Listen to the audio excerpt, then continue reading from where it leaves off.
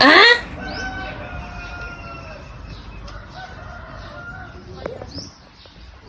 làm gì vậy? Mẹ có thấy tờ tiền của con không? Không. Đã tôi nói tao không lấy mà.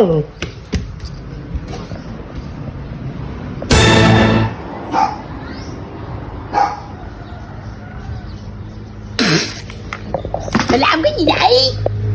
Mẹ có thấy tờ tiền của con đâu không? Thấy đâu?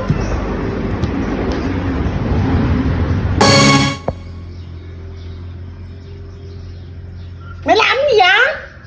Mẹ có thấy tờ tiền của con đâu không? Tao nói tao không lấy rồi mà. Rồi.